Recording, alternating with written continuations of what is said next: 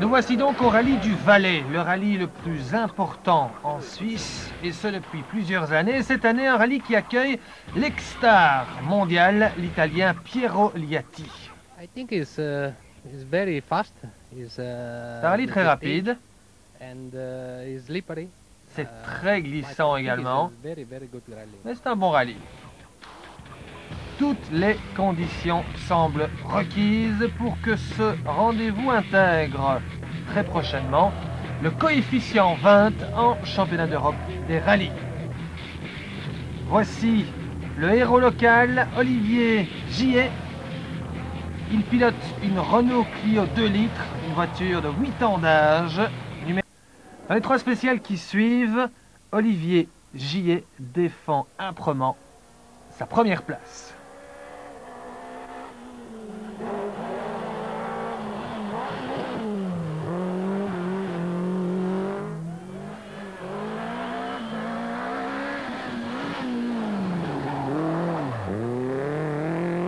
Gillet rentre au parc de service en tête, 8 secondes 2 devant la Peugeot 206 Super 1600, beaucoup plus moderne pourtant, d'Antonio Galli. Sacrée performance donc pour Olivier Gillet avec une Renault Clio vieille de 8 ans d'âge.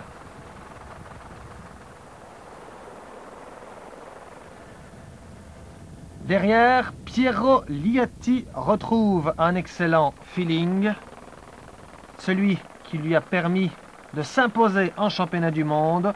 Voici Liatti, 3e à 57 secondes du héros local, le spécialiste Olivier Gillet.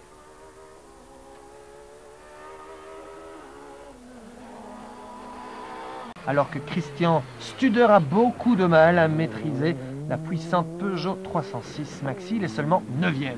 Retour au parc de service, la Clio de Gillet est toujours en tête, il reste 3 spéciales et tout reste possible.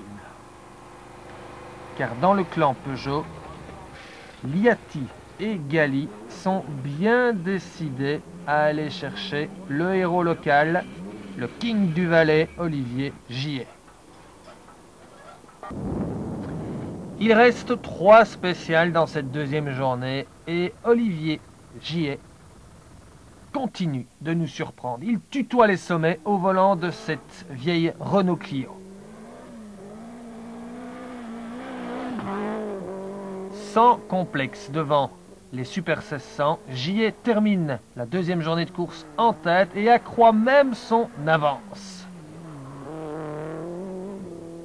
56 secondes de Bonnie, tout va bien pour Gillet. Par contre, c'est la cata pour Antonio Galli qui casse sa transmission dans la dernière spéciale de ce deuxième jour. C'est sûr qu'on a un peu moins de pression. Bon, je crois qu'on avait mis suffisamment la pression quand même de coller des planchers de la montée sur Champais. Maintenant, je ne sais pas ce qui s'est passé pour Galli, mais c'est sûr qu'on a un petit peu plus de liberté. Mais bon, demain, c'est des spéciales relativement rapides, des grandes courbes. C'est bon pour la Super 1600. Puis bon, Piero Liatti, c'est quand même un pro. Moi, je reste quand même qu'un amateur, donc avec une vieille voiture, on verra demain soir, on fera les comptes demain soir. Hein. Je pense qu'il va falloir se bagarrer. Today is all time is the same time, 1 second faster me and 1 second faster. Pendant toute la journée, c'était toujours la même chose. 1 seconde plus vite que moi, 1 seconde plus lent. Pour le moment, ça va, mais il y a des spéciales très rapides qui pourraient être intéressantes pour les Super 1600 demain. Vous pensez que c'est possible de revenir? Je sais pas. La Clio est tellement rapide. Je sais pas. Je vais attaquer pied au plancher, mais on verra. On verra. Si chez Subaru, on semble assurer la victoire en Groupe N et la 3e place au général, chez Peugeot, on prépare avec le plus grand soin la 3e et dernière journée de course qui pourrait prendre l'aspect d'un assaut final pour Liatti, qui a quand même 56 secondes de retard sur Gillet. Heinz est 3e, Blazer 4e. Le lendemain, dans les 3 premières spéciales, on attend Liatti. Et c'est Olivier Gillet qui frappe et assomme l'Italien.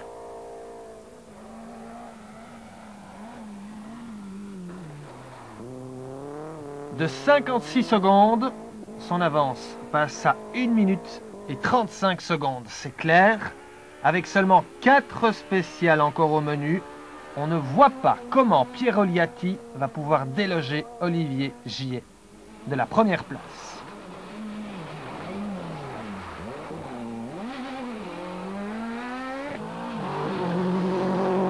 Attention, nous voici à présent sur la spéciale des casernes. Une spéciale courte, 6 km seulement.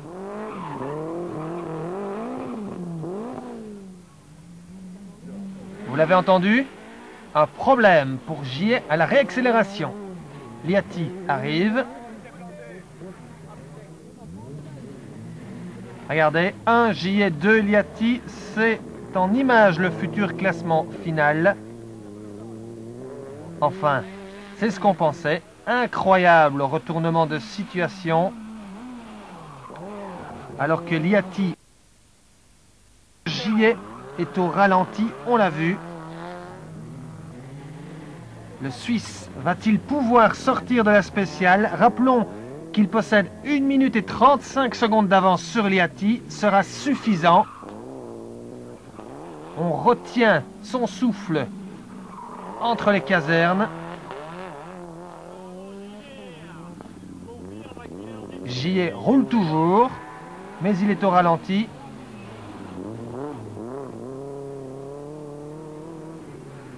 Il termine la spéciale. Que s'est-il passé? Un Carnot qui a dû casser. Vous avez assez de temps de le réparer? Je sais pas, aucune idée. On a 20 minutes, je sais pas ce qui est le temps qu'il faut pour prendre. Si c'est un Carnot ou pas la boîte, je sais pas. Je sais pas ce que c'est. Gillet vient de perdre 54 secondes dans l'aventure. Heureusement, il est toujours en tête du Rallye du Valais, mais le sort du pilote Renault n'est plus entre ses mains. C'est au tour de son équipe d'assistance de se montrer à la hauteur. Ils ont seulement 20 minutes. Grande question. Et gros stress pour Gillet. Vont-ils pouvoir réparer et changer la transmission dans les temps? Chaque seconde compte. La réparation est terminée, mais le temps d'assistance est dépassé. Gillet va pointer en retard. Il écope d'1 minute de pénalité. Le voici deuxième à 17 secondes seulement de Liatti. Il reste 3 spéciales. Tout est à refaire et Gillet attaque. Incroyable. Dans la première des 3 spéciales qui restent, il reprend 6 secondes à Liatti. Gillet y croit. Mais dans la deuxième spéciale, il commet une petite erreur et concède à l'Italien 2 dixièmes. La bagarre est superbe. Tout va se jouer dans la dernière spéciale, 18 km. Liatti est sur les nerfs, va-t-il craquer? Pas question d'assurer pour l'Italien.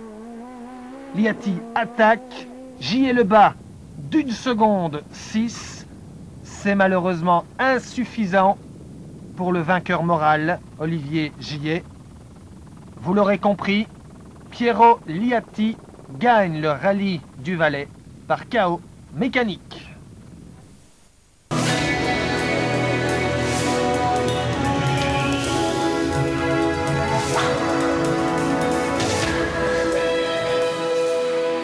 Dans les sports motorisés, toujours avec vous Bernard. Olivier Gillet, vainqueur du Critérium jurassien, hier a remporté les 2 premières épreuves du championnat de Suisse des rallyes. Ce sera l'homme à battre cette saison. Oui, Olivier Gillet, on peut le dire, c'est vraiment l'homme en forme, c'est le pilote le plus talentueux à mon avis. Olivier Gillet, on peut le dire, c'est vraiment l'homme en forme, c'est le pilote le plus talentueux à mon avis de sa génération. Grand favori, c'est un fait, mais pas facile de jouer la gagne et surtout de savoir et de pouvoir boucler les budgets lorsqu'on fait du rallye. Reportage Pascal Bourquin.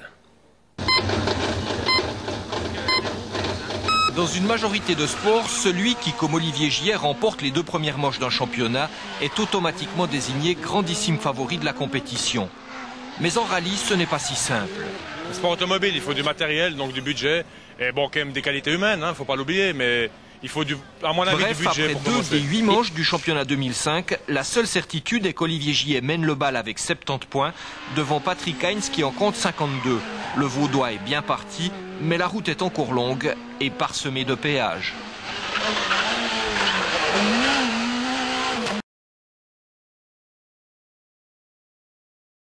Nous avons rencontré cet été un homme passionné de rallye et qui en fait un très très bon niveau. C'est Olivier Gillet qui nous a fait les honneurs de nous faire découvrir le rallye du Chablais.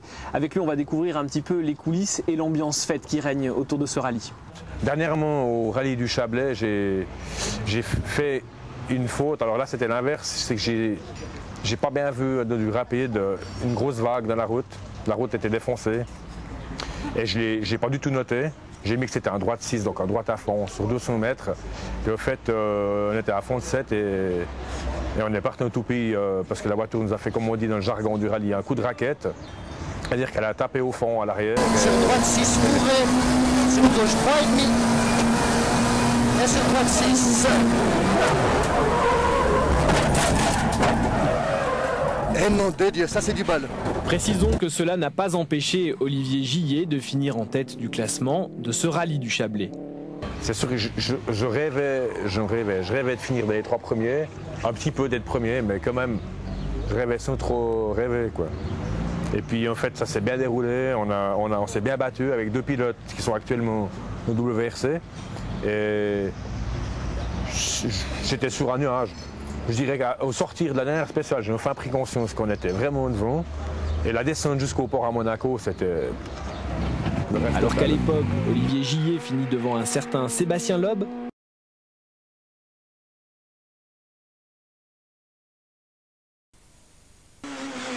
En 2001, au volant d'une Mitsubishi EVO, devant l'élite mondiale, il remporte la victoire en groupe N au rallye de Monte-Carlo et termine 9e du classement général. Puis, avec la même voiture, il terminera 2e au rallye du Valais. Prophète en son pays, Gillet garde les meilleures cartes du jeu et remporte la ronde du Marcheri. 100 mètres, gauche 5 à fond. Sur gauche 6. 100 mètres, raison gauche 5. Sur droite 6, arrivé. Sur long gauche 4,5.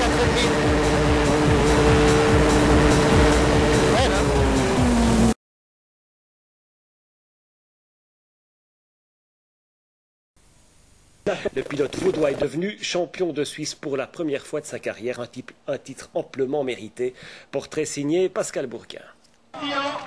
L'équipage J.L.Fer qui savoure son premier titre national, c'était hier soir en Ajoie. Un tour d'horloge plus tôt, les Vaudois étaient encore sous pression et essayaient de se persuader du contraire. Je vais aborder cette course comme toutes les autres et puis voilà. Cette nuit, ça s'est bien passé, j'ai bien dormi. Je vais un petit peu tôt peut-être, mais... Pas nerveux, ça va. Olivier a un gros bagage derrière lui, donc la pression, ça lui fait pas trop de soucis. Donc, mais c'est clair qu'il y a un petit peu de tension. Ouais. Il y a de l'enjeu.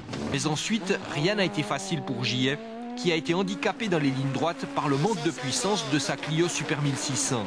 Ça freine très bien, ça tient très bien la route, mais ça n'avance pas. Donc on n'a pas d'autre solution, il faut attaquer à mort tout le temps.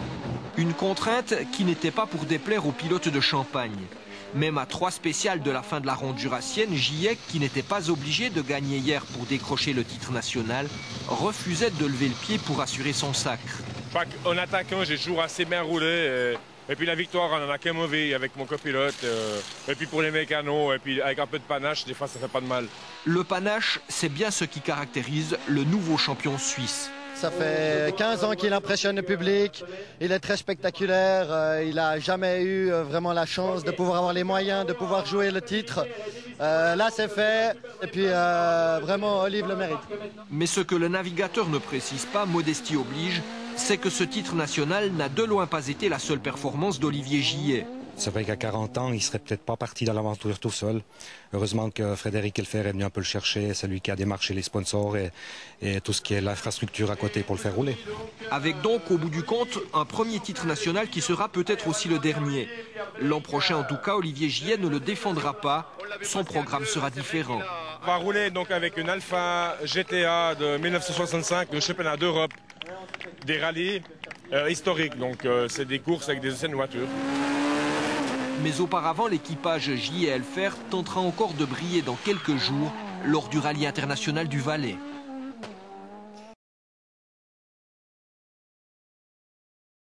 En 2001, remporté le groupe N au rallye Monte-Carlo. Il avait même fini 9e du classement général, ce qui n'était pas un mince exploit. Pourtant, en Suisse, il lui manquait encore une consécration. Eh bien, c'est chose faite. En remportant le rallye de la Ronde Jurassienne en septembre dernier, Olivier Gillet, secondé par Frédéric Helfer d'une manière très efficace, a été couronné champion suisse des rallyes 2005. Un titre amplement mérité. L'aube se lève sur la région de l'Ajoie. Dans le cadre du championnat suisse des rallyes, c'est le calme avant la tempête. Pour l'équipage JLFR sur Renault Clio Super 1600, une deuxième place suffit pour remporter le titre de champion suisse. Son seul adversaire est Davis Cremona sur Mitsubishi Evo 8 qui doit impérativement s'imposer s'il veut encore avoir une chance d'être couronné. Son mot d'ordre est simple, pilotage limite. Ce matin, on n'était pas réveillé bien, on a fait beaucoup d'erreurs. Bon, on cherchera de gagner, oui, ça c'est sûr. Si Cremona nous passe, ma foi, c'est pas trop grave. Si on est deux, ça nous suffira. Mais je vais pas me laisser faire quand même. Gillet, qui fait équipe avec Fred Helfer, ne veut en aucun cas d'un titre qu'il gagnerait à l'économie. Pour lui aussi, c'est l'attaque tous azimuts. Son audace, son talent et ses efforts seront récompensés.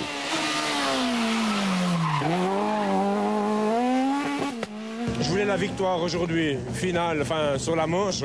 Et j'ai un petit peu oublié le championnat suisse à un moment. Je voulais absolument gagner. En 2005, la réussite est au rendez-vous. Avec 5 victoires sur 6 départs, Olivier Gillet et Frédéric Helfer ont écrasé tous leurs rivaux. Le titre en poche, le duo vaudois va pouvoir s'attaquer l'esprit parfaitement libre au rallye du Valais, ultime épreuve de la saison.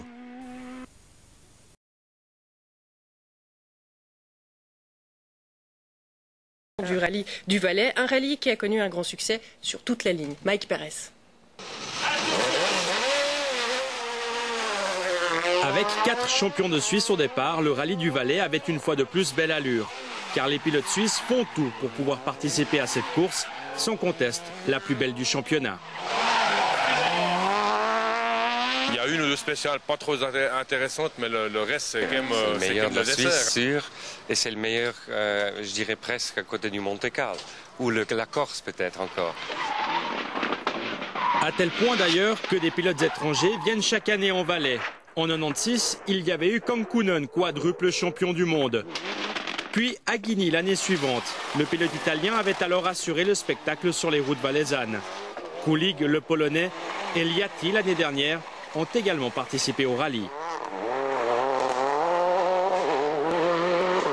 Justement, un plateau qui est relevé, ça donne aussi un intérêt d'y courir. C'est vrai que quand on court sur un rallye et puis qu'on a un, voire 2 concurrents directs, c'est pas très intéressant, surtout s'il y a un abandon. Donc c'est vrai que quand on vient au Valais, on sait qu'il y aura de la bagarre jusqu'à la fin du rallye. Et je crois que c'est ce qui donne l'attrait pour un pilote, en tout cas pour ma part. François Delcourt était l'invité de marque de cette édition 2005. Ancien pilote d'usine, le Français a découvert le vieux pays cette semaine. Une épreuve qu'il a apparemment beaucoup appréciée. Il y a des rallyes, vous savez, en championnat du monde qui sont beaucoup plus fébriles en matière d'organisation. Et ici, en tout cas, il y a beaucoup d'éléments pour postuler un jour au mondial. Figuré au calendrier du championnat du monde, voilà qui serait une belle récompense pour les organisateurs. Et c'est loin d'être utopique. Mais avant d'affronter les ténors du mondial, il faut déjà s'imposer face aux autres Suisses notamment. Monter sur la plus haute marche du podium revêt une importance toute particulière. Bon, on a gagné le championnat, c'est une chose. Puis le Valais, c'est un deuxième championnat, si on veut bien. Gagner le rallye du Valais, c'est l'équivalent de gagner un titre de champion suisse. C'est vrai qu'une victoire au Valais, ça vaut quasiment un titre de champion suisse au niveau médiatique.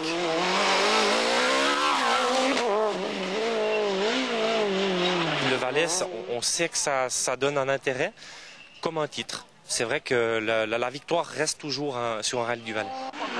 L'épreuve valaisanne a donc encore de belles années devant elle.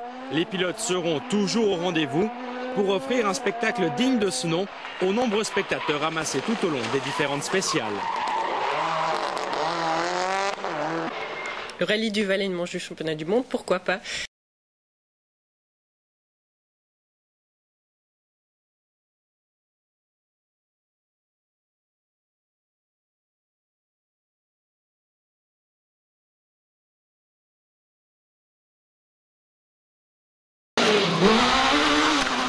Delcourt, deuxième, restera l'un des grands monsieur de ce rallye.